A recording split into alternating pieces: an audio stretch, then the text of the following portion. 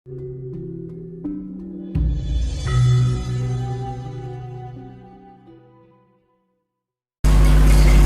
bapaknya nakut-nakutin. Nah, zaman Nabi Nuh kan juga gitu. Dikira meden-medeni. Nah, sing ora percaya, wah ini meden-medeni tok bagi yang tersentuh hati nurani, mbuh bener mbok ora. Wong kuwi omongane ora salah anak bener e. Nek aku tak lakoni aku ya ora cilaka. Nah, toh andai kata nggak terjadi pun ya aman-aman aja gitu loh. Tapi nek sampai iya. Nah, gitu. Kita memprediksi alam itu nggak masalah. Alam itu lebih tahu dari kita. Bila pun kita salah no, alami yang rumasani. Kan gitu. Tapi beda loh. Misalkan aku sering disuruh meramal orang, Mas, nasib saya gimana? Saya nggak mau. Karena menyangkut hidup orang. Gitu loh. Karena nanti saat misalkan nasib elek, kok piye repot kan? Gitu kan. Nggak usah kita berpikir masa depan kita bagaimana, lakukan yang saat ini ada aja. Kita jangan berpikir ke depan, wong semua tergantung kan apa yang kita lakukan. Jadi kita berpikirnya, orang kadang mikir penasaran dengan masa depannya, nggak perlu. Hal seperti itu nggak perlu.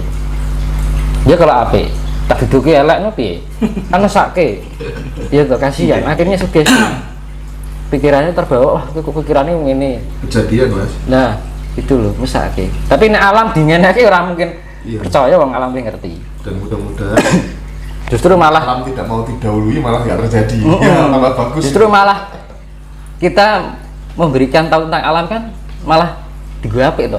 Bisa membantu alam. Yo ngileke wong ben kelingan karo alam ya. Nah, itu loh. Wong sing diomongke ya ora salah, digawe apik kan gitu kan. Agar kita lebih paham dengan alam. Kita memahami keinginan semesta itu bagaimana, kita harus paham. Karena apa? Yus, keadaan seperti ini. Dunianya sudah kacau. Kalau menanggapi itu Mas, anak indigo dari India itu Mas, Adnan, Iya baik-baik aja. Bagi saya baik-baik aja. Toh dia juga pemberitahuannya kan dia lebih banyak kan di alam ya juga ya. Itu saya tadi ngomong ditombok itu udah dini apa kok. Iya kan, bukan sifat menakut-nakuti loh. Kita lebih meningkatkan tingkat kewaspadaan dan lebih eling karus alam ini yang menghidupi kita ini, lebih mengingatkan. Misal pun omongannya tidak benar, jika kita lakukan toh juga baik. Ya. Gitu. Lek ramal wong mesake. Terus ada lagi yang bertanya, misalkan ada jebakan, misalkan orang yang soalnya ini kan sejak tahun 2021 itu banyak orang mungkin terbangun spiritnya itu tiba-tiba melakukan sesuatu di luar logika dia. Kok aku tiba-tiba bisa kayak gini ya? Bisa tahu itu ya. Nah, terus ada yang tanya misalkan, Mas, yang ada di dalam diriku siapa? Nah, itu repotnya gitu kalau menghadapi. Kalau saya ada yang bertanya begitu, misalkan jenenge siapa, Fani misalkan, atau siapa yang ada di rumah ya Fani, bukan siapa-siapa. nama Mas ya. Gitu. Nanti kalau dibilangin kamu titisan ini, timbulnya rasa keakuan. Kan gitu. Jadi sifat-sifat itu kita mau didampingi siapa, ketitisan siapa, nggak usah dipikirkan. Nanti kehilangan jati diri kita sendiri malah. Lebih baik kita tahu dengan sendirinya tanpa memberitahu orang lain, dan itu harus diam kan gitu. Oh paling gurung ini ki, alah ya wis, aku percaya aku dewi. Sebenarnya aku melakukannya apik, perkara itu didampingi atau seseorang bukan urusan saya. Kan gitu kan. Mungkin ada genetika yang masuk di dalam diri kita dari mungkin unsur yang ion dari genetika dari yang kita mungkin mempunyai kesamaan DNA dengan diri kita yang akhirnya menyatu untuk mencapai tingkat kesempurnaan yang selanjutnya. Itu yang dinamakan nitis atau reinkarnasi. Tapi misalkan kita direinkarnasi sosok itu ya nggak usah dipikirkan, aku berdiri sebagai aku yang sekarang gitu loh. Nanti kalau kita terbawa pikiran masa lalu saya sebagai apa, akhirnya apa sifat keakuannya yang muncul, aku gitu, hati-hati ngomong karo aku gitu titisane iki lho, wah repot kan gitu. Nah jangan sampai hal itu terjadi. Makanya kondisi-kondisi di sejak tahun 2021 itu banyak terbangun spiritnya yang tanpa di luar pikirannya. Tiba-tiba bisa melihat itu, bisa dapat petunjuk lewat mimpi. Kok aku tiba-tiba bisa lihat nggak kelihatan, baratnya seperti itu. Akhirnya dia berpikir, terimajinasi, orang mengatakan halu tadi kan. Nah makanya untuk menghadapi orang itu diarahkan. Makanya ada orang yang bertanya seperti itu, jangan berpikir seperti itu, kembalilah pada jati dirimu yang sebenarnya gitu. Jadi jangan sampai kita, makanya kan saya bilang tadi, semua orang mengalami halusinasi. Tujuannya halusinasi itu adalah suatu penjembatan untuk menemukan kesejatian.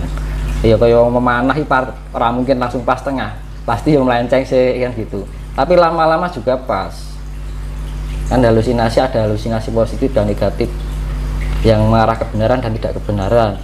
Akhirnya sifatnya masih semu.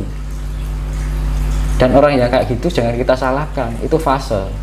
Semua orang mengalami. Semua orang masih ya? Jadi kita menyalahkan orang lain halu, kita sendiri kadang-kadang juga masih halu. Kadang-kadang orang yang sudah pengalaman pun aja masih bisa. Itu wajar, sesuatu hal yang wajar halusinasi itu. Dan kita yang kondisinya lebih netral, kita lebih membantu. Misalkan kita sudah memahami tentang spiritual, ada mungkin pemula atau dibantu untuk mengarahkan. Caranya apa? Kembali pada jati dirimu. Tugasnya apa? Lakukanlah tanggung jawabmu dengan sebaiknya. Olah cipta, olah rasa, olah jiwa, olahraga itu dulu, olahraga. Jadi semua itu harus disinkronkan dengan kondisi kita lebih kondusif, lebih aktif ion-ion kita, akhirnya timbul kesadaran diri. Kalau timbul kesadaran diri ada keseimbangan, self control, jadi pengendalian diri lebih terjaga dan gitu. Akhirnya kalau kita sudah terkendali, kita merasa tenang. Kalau sudah tenang, kita damai. Kalau sudah damai, disitulah dimana tempat berada adanya kasih sayang. Akhirnya baliknya nih kasih sayang toh. Iya kan gitu, balik ke kasih sayang mas ya. makanya ya tadi saya kembalikan, tidak bersifat menakut-nakuti. Ya percaya ya juga nggak memaksa untuk percaya ya kan. Tapi itu mas, bagi yang tidak Semua percaya, kembali pada diri masing-masing. bagi yang tidak percaya dengan ramalan itu katanya ramalan itu kebanyakan dari bisikan dari setan gitu mas. Lah kira-kira ramalan itu menjadikan kita baik atau enggak? Gitu loh. Kita ambil positifnya. Kira-kira sing diomong anak aku nglakoni sing diomongi wong kuwi ya apik, ya jalani aja. Kalau kita menurut kita baik ya, kalau ingin menjalani jalani aja. Dan gitu. Kita mau berjalan kemanapun arah, yang penting tujuannya baik lah ya bos ya. Kan gitu. Mau dengan cara bagaimanapun, dengan cara ini cara itu, sing penting hasilnya positif. Kan gitu kan. Kadang-kadang orang menolak suatu nasihat baik karena dipandang bahwa itu hanya sebuah ramalan. Nah repotnya di situ. Kita tidak bisa berpikir secara logis, rasional, akal sehat. Dianggap yuk kita menilainya gini. Nah itu kira-kira orang itu benar juga ya omongan. Nah semisalkan saya jalani juga toh ada baiknya juga kan gitu. Nah kadang-kadang orang membatasi si prasangka jelek dengan prasangka jelek, wah nggur ramalan kan gitu. Nah itu Intinya kita terus dia lebih asik dengan dunianya sendiri, tanpa sadar dunianya sendiri malah menghancurkan dirinya sendiri kan gitu. Jadi kalau makanya fungsinya kita lebih merendah hati, lebih memahami dan menghormati, menghargai orang lain. Apapun yang orang ungkapkan itu kita hargai. Ya siapa tahu ada manfaatnya juga buat kita. Makanya kuncinya di kerendahan hati itu tadi. Nah kerendahan hati itu tadi dasarnya adalah kasih. Balik nih kasih meneh kayak gitu. Nah dimanapun berada kuncinya kasih. Makanya saya bilang mau kitab ayat 1 kasih sayang, ayat 2 kasih sayang, ayat 1000 kasih sayang, ayat 2000 kasih sayang. wes di mindset di otak kita dalam dan rasa kita mau ngomong jelek aja mikir, wah omonganku nggak baik, lepas dari kasih sayang, berpikiran buruk lepas dari kasih sayang, terpikir wah ini lepas dari kasih sayang, berprasangka buruk, wah kok ini lepas dari kasih sayang, kan gitu. Kriteria kasih sayang itu kan lebih menyatu gitu loh. Jadi wis kuncinya Bu, setebal kitab itu tulisannya kasih sayang, kok diucapkan bedino kasih sayang, ini terus gitu kan. Ya. Nah, nggak usah ini ayat ini ayat ini, wah. Nggak usah panjang lebar Mas. Nah, kalau udah jalani kasih sayang itu sudah nanti berjalan dengan sendirinya. Kebaikan bagaimanapun bentuk dan jenisnya, kalau dasarnya kasih sayang nanti harus apik, bagus gitu. Kuncinya lah ya di kuno Mas. Okay. Nah itu makanya yang adanya ramalan, kalau bisa itu kalau ngeramal alam sih gak masalah, toh kita dengan itu kita memberikan solusi. Jadi orang ngeramal ketok nih ngerangkai solusi yang gitu, bukan sekedar menakut-nakuti. nah jangan sampai itu. Jadi kita lebih menjadi ibaratnya tentara kita di komando lah gitu. Okay. Kita mengomandoi, kan kita sudah belajar, gunanya kita dari awal sudah belajar kan, oh siapa tahu saya belajar ini nanti bermanfaat buat orang banyak, kan gitu. Nggak di saat timingnya tepat akhirnya merasakan lah tenang gitu kan. Nah bener kan, akhirnya bermanfaat juga yang selama ini saya jalani, ibaratnya seperti itu. Terus akhirnya firasat saya misalkan mempunyai firasat yang kuat gitu kan, terus wah ini saya harus ngomong sih sama teman sama keluarga gitu kan, ini aku boleh nakuti ini. Nah itu nanti akan menjadi kan mau diterima atau enggak, itu hasilnya nanti juga baik, entah itu akan terjadi atau enggak, bisa akan dijalani juga baik kan gitu. Jadi kita memberikan suatu, misalkan ada sesuatu terjadi apa gitu yo, juga diimbangi dengan solusi, kan gitu. Jadi tidak hanya ngeramal tok baru lepas mesake kok sing krungu kan gitu, nggak tahu alasannya kenapa kan gitu. Tidak Terus memberi solusi Mas. kronologi kejadiannya bagaimana, kita harus mampu menjelaskan kok bisa begitu, kenapa harus terjadi. Nah itu makanya ayo kita saling menguatkan diri. Gunanya apa Bu? Membantu alam semesta kan gitu. Kalau Iya. itu Mas, kalau pengertian dajjal menurut panjenengan Mas? Kan gini, setan iblis, orang mengatakan setan iblis itu kan, setan itu nggak ada, setan itu dari awak nih awak dewi.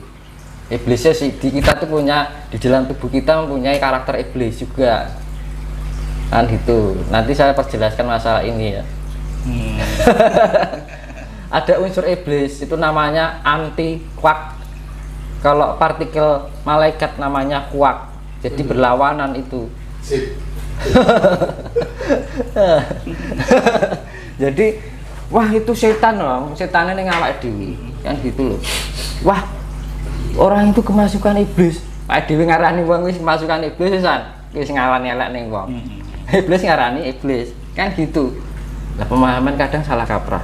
Di sana ada banyak iblis yang masuk roh jahat nih. Padahal iblis ya ning jero awake dhewe. Kan gitu. Nah, dajjal itu apa? Itu adalah sifat iblis yang mendunia. Makanya di dalam kayak kitab-kitab apa itu, dajjal akan menguasai dunia. Ya wes iki. Ini sudah. Sekarang ini Mas. Dajjal, diartikan dajjal itu sifat iblis yang mendunia. Sifat iblis yang mendunia. Makanya apa yang membunuh iblis Nabi Isa Al-Masih dengan apa? Dengan kasih sayang.